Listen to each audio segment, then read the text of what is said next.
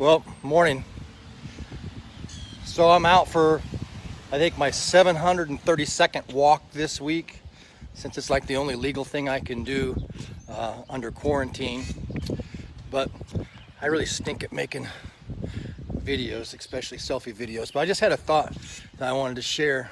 Kind of, number one, an experience I've even been having this week, and then there can be pretty overwhelming, all the things that we see and hear going on, and the uncertainty and things connected with our current situation with the virus, and the changes we're having to make, and being quarantined and not being able to connect like we normally connect. And I think with a culmination of a lot of different things were just starting to get to me, and I could just feel myself kind of withdrawing a little bit. The other night, found myself in bed just consumed with thoughts, and then I kind of asked myself the question, so why have you been staring at the ceiling fan for 15 minutes and not saying anything? And so I thought about that, and I thought, it just reminded me. I don't know how I ended up getting there, but the next day I was reflecting on that, and I went to a situation when I was a kid, and I was probably 8 or 10 years old, don't remember exactly the age, but we were raised on a quarter horse farm. And we had a bunch of horses in a large barn, and one night the barn caught on fire, and the horses were in these stalls that were underneath the hayloft. There was a lot of hay in the hayloft, and it was all on fire, and part of the barn was on fire, and everybody ran in there, started opening up the stall doors, and the horses wouldn't run out of their stalls, and they literally had to be pushed and scared out of their stalls. We had to shoo them out of their stalls to get them out of the stalls, even though they were on fire. And so they went out, and then they went out and they saw the fire, and then they ran right back. They wouldn't even go out the exit door to the barn.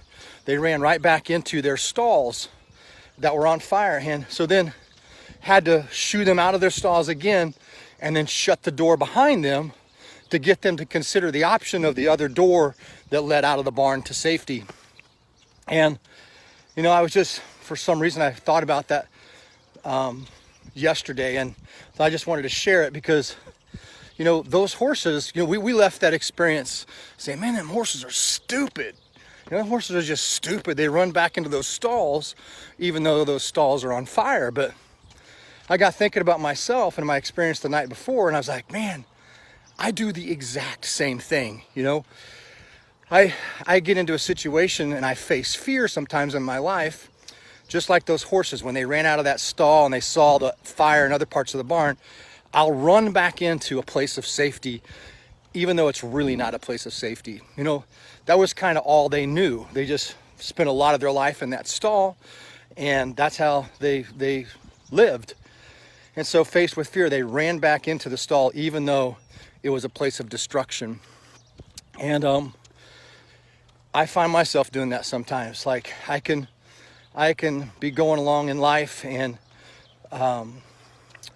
face stress or fear or anxiety or just uncertainty, and feel the pressures of taking back control of my life instead of just having my life in God's hands.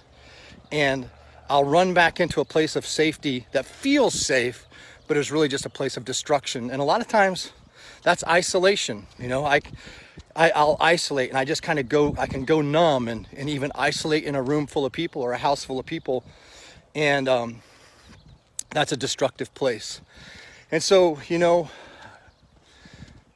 it could be other things. Sometimes we go back to a destructive behavior, whether it's substance abuse or food disorders or overeating or oversleeping or binge watching or whatever. We'll pick up things that are things that we can be comfortable in and we can feel safe in, but they're really just a place of destruction for us and for our relationships. And so, just like with those horses, I decided, okay, number one, I got to figure out how to get out of the stall. And it's like reconnect, and it's like start talking, and it's find a couple people to talk about what I'm thinking or what I'm feeling and all of that. And then I got to figure out, okay, now that I'm out of the stall, I've got to figure out how to get the door closed so I don't go back in there again. And that's by just exposing, how I cope, exposing what the stall looks like. Hey, look, if I'm isolating, if I'm going numb and out, if if I'm separating myself too much or whatever, that means I'm running back into a stall. So I take that coping behavior, whether it's overeating, binge washing, substance abuse, whatever it would be that we struggle with, we throw it under the bus and close the stall door by accountability and say, hey, this is what I do that's unhealthy to cope. And I don't want to go. I don't want to die in that place. And I don't want my relationships to die while I'm in that place, even though I can get comfortable in those places. So anyway, I do want to share this too, that every time I don't have peace, when I'm living and I don't feel the peace that I need to be feeling, I know there's one problem that I have that's for sure, is that there's some area of my life that I'm not giving God control of. I have found out in life that I can't have peace and have control at the same time. So when I lack peace, it's an indicator that I need to give up control. So it's my prayer for myself and for others that during this time when it feels like all these uncertainty and everything else, about the only thing I can do is get my life in His hands. God bless.